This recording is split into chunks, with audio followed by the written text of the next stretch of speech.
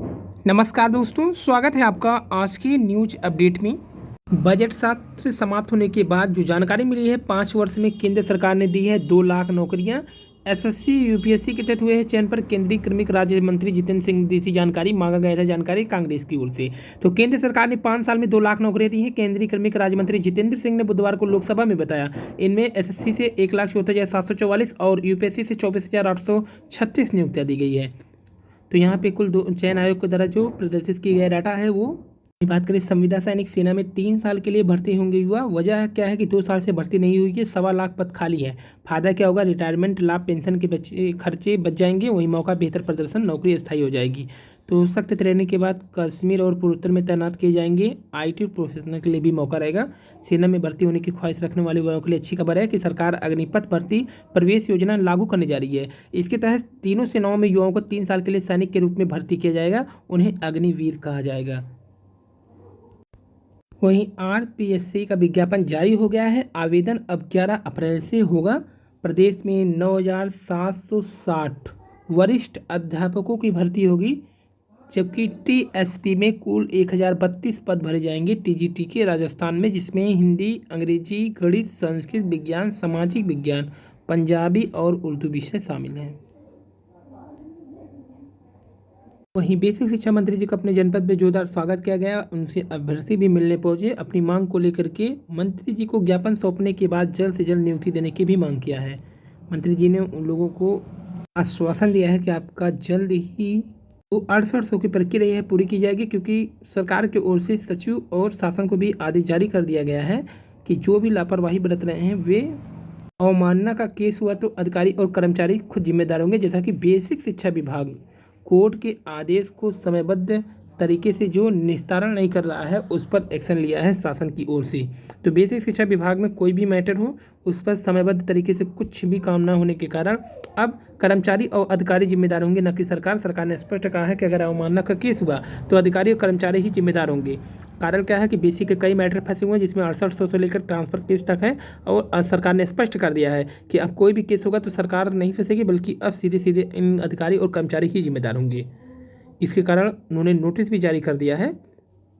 जब याची की ओर से अवमानना दाखिल की जाती है तो संबंधित अधिकारी कर्मचारी से प्रत्यावेदन के निस्तारण की आज्ञा प्राप्त की जाती है। अवमानना में प्रति शपथ पत्र दाखिल किया जाता है। यह भी सामने आया है कि यदि किसी भी निर्णय के खिलाफ अपील करनी है तो उसकी समय सीमा बीत जाने के बाद अपील का प्रस्ताव शासन में प्रस्तुत किया जाता है। ऐसे में प्रमुख सचिव ने न्यायालय की ओर से मामले का निस्तारण के आदेश जारी करने के बाद समयबद्ध प्रत्यावेदन निस्तारण करने की अपील के लिए भी समय निर्णय लेकर के कार्रवाई के निर्देश दिए।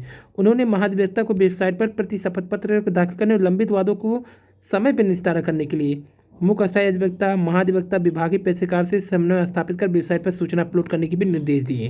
यानी कि अब जो भी केस होंगे उसका समयबद्ध सीमा में समाप्ति के लिए शासन की ओर से वेबसाइट पर पूर्णतः अपलोड कर दिया गया है निर्देश। वहीं अब जितने भी केस होंगे सबका समयबद्धता और शपथ पत्र वेबसाइट पर कर्मचारी और अधिकारियों को अपलोड करना होगा, ताकि किसी भी प्रकार की अवमानना केस में सरकार की किरकिरी ना हो।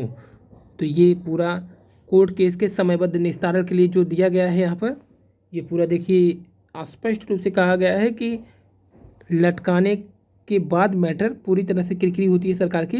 तो इसमें कोर्ट केस के समयबद्ध निस्तारण हेतु मुख्य सचिव महोदय एवं प्रमुख सचिव न्याय द्वारा बैठक आहूत करते हुए कतिपय निर्देश प्रसारित किया जा रहा है। तो ये पूरा नोटिस जारी कर दिया गया है शासन की ओर से सभी कर्मचारी अधिकारियों को कि उच्चतम न्यायालय में पारित निर्णय के समयबद्ध अनुपालन और प्रतिवाद न किए जाने के कारण, क्योंकि अभी जल्द ही जो प्रताप सिंह बघेल सर सचिव थे वो जेल जाते जाते बचे, क्योंकि सरकार को कई बार नोटिस और अधिकारी कर्मचारी को कई बार आदेश देने के बाद भी कोर्ट का जो कार्य नहीं होता, जिसके कारण कोर्ट ने कहा कि न्यायालय के निर्देश को भी अधिकारी मानने के लिए तैयार नहीं है।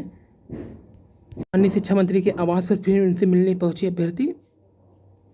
सरकार अब ज़्यादा समय लेकर के नहीं जाएगी कहीं, नियत समय पे ही पूरे केस को निस्तारित करने के लिए और अधिवक्ताओं को उपस्थित रखने का भी कार्य करेगी। तो यहाँ कोर्ट में लंबित समस्त मामले को निस्तारण के लिए जल्द से जल्द अब अधिवक्ता और पैनल जो भी होगा वो पूरी तरह तैयारी के साथ ही कोर्ट में उपस्थित भी होंगे। अब वहीं टीटी पास नहीं करने वाले शिक्षक स्कूलों में सेवा जारी नहीं रख सकते हैं। मद्रास हाई कोर्ट यानी चेन्नई हाई कोर्ट का निर्देश है। तमिलनाडु में शिक्षक भर्ती वहाँ पे जो चल रही है, टीटी वाले जो नहीं पास कर पाए वो बाहर होंगे। मंत्री जी की ओर से भी और अधिकारियों की ओर से ये कहा जा रहा है कि अब कोई भी कोर्ट में जो लेट लतीफ़ा होता है या फिर जो बार बार डेट लगता है वो ऐसा नहीं होगा। अब जल्द से जल्द आपके सारे मैटर को क्लियर कर लिया जाएगा। उत्तर प्रदेश सरकार में मंत्री बनने के बाद अतरौली में प्रथम आगमन पर बेसिक शिक्षा मंत्री माननीय संदीप सिंह रज्जू भैया से मुलाकात किया है। ये टीम के सदस्य जो चयनित हो गए हैं थर्ड लिस्ट में। हालांकि इनके कई मित्रों का चयन नहीं हुआ, तो इन्होंने 6800 की लिस्ट को लेकर मंत्री जी से बातचीत किया था। मंत्री जी ने इनको आश्वासन दिया कि जल्द से जल्द इस लिस्ट पे काम शुरू होगा। अधिकारियों को निर्देश दे दिया गया है कि 25 अप्रैल के लिए जो कोर्ट केस है उसकी पूरी तरह से तैयारी कंप्लीट करके इसको मामला को निस्तारण कराया जाए और जो 6800 लिस्ट पर चयनित अभ्यर्थी हों उनको ज्वाइनिंग लेटर प्रदान किया जाए। फिलहाल लिस्ट पर किसी प्रकार का संकट नहीं है, सबको 6800 में शिक्षक भर्ती में जो है वो उनके स्कूल तक ज्वाइनिंग अवश्य कराया जाएगा, जैसे शिक्षा मंत्री और अधिकारी की ओर से कहा जा रहा है। थोड़ा बहुत जो लेट हो रहा है वो न्यायालय की प्रक्रिया के कारण हो रहा है। तो संसद का बजट सत्र तय समय से एक दिन पहले ही समाप्त हुआ। दोनों सदनों में जमकर हुआ काम, कई विधेयक भी पारित, रोजगार, महंगाई समेत कई मुद्दों पर बातचीत भी हुआ है। तो जल्द ही केंद्र सरकार की भी वैकेंसी जिसमें केवीएस, एनवीएस और अन्य सेना भर्ती संबंधित भी कई मुद्दों पर जो बातचीत हुआ है उसके अनुसार जल्दी वैकेंसी आने की उम्मीद है।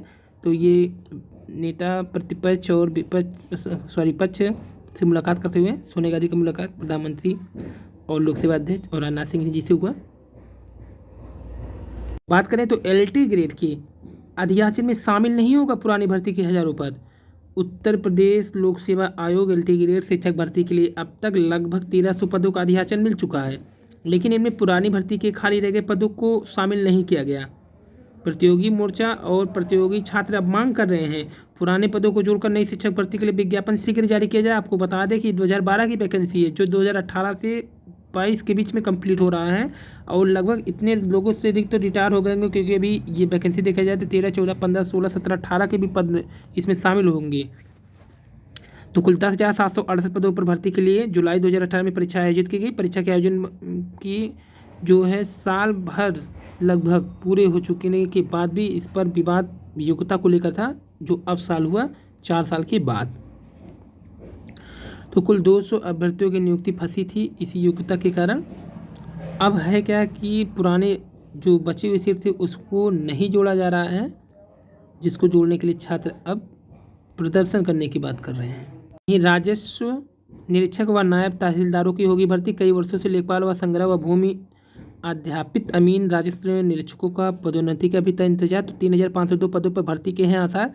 जल्द ही राजस्व परिषद की बैठक करके इन पदों को विज्ञापन के रूप में जारी किया जाएगा, जिसमें राजस्व निरीक्षक, नायब तहसीलदार के पद होंगे। टीटी के संशोधित उत्तरमाला भी जारी कर दिया गया। यूपी टीटी 2021 प्राथमिक में 5 प्रश्नों पर सभी अभ्यर्थियों को मिलेंगे अंक। इन विषयों के प्रश्नों पर मिलेंगे अंक, जिसमें कॉमन घोषित किया गया है।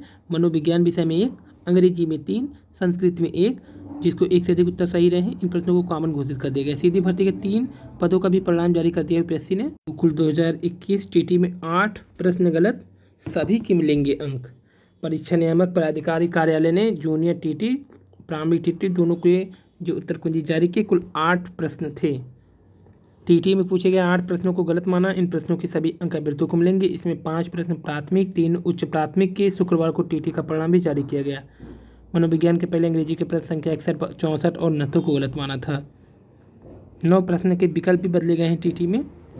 तो ये विदित हो कि 28 नवंबर को यूपी टीटी 2021 का पेपर आउट होने के बाद जब दोबारा पेपर हुआ तो इसके बावजूद भी पेपर बनाने में काफ़ी गलतियां हुई थी। और बात करें वहीं पर आरओ नियुक्ति पत्र जारी करने पर रोक लगा दिया गया है।